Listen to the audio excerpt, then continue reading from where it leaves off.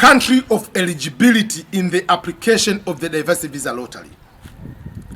When you are going to fill the form for the diversity visa lottery, there is a question, country of birth. You put the country of birth. Then the following question is, are you claiming the eligibility of the diversity visa lottery based on the country of birth? The answer is yes or no. Majority of you, the answer will be yes.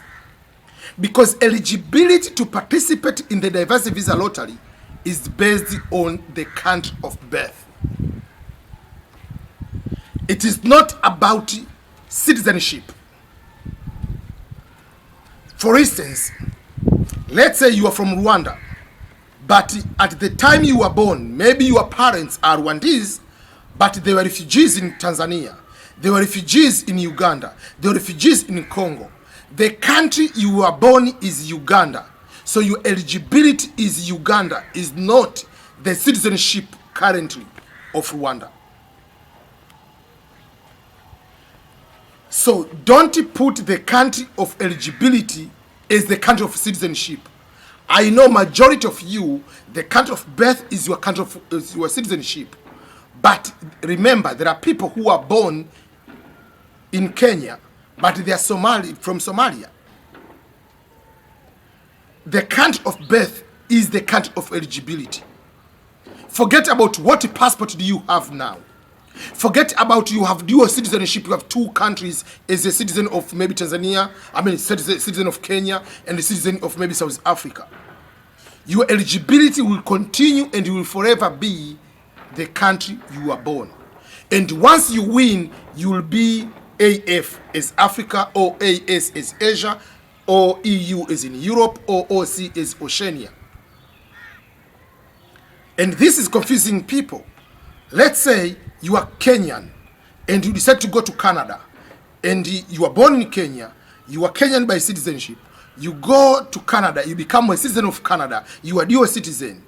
You'll be allowed to apply for the DV lottery because you are still Kenyan, you are born in Kenya.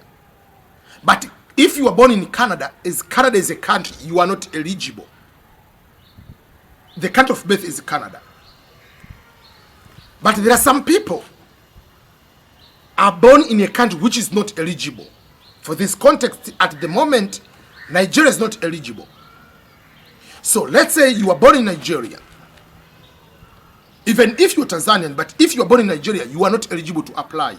But assume you are married to someone from Ghana, you will be eligible to apply based on the country of eligibility of your spouse. So the question will be, place of birth is Nigeria. Are you claiming the eligibility based on the country of birth? It will be no. And if it's no, you put the country of eligibility of your spouse if your spouse is born in a country which is eligible. So that's how it is. So don't confuse the citizenship and nationality or the country of birth. I've seen so many people, especially people born in other countries, they are winning and then they are denied the visa because they put a wrong country of eligibility.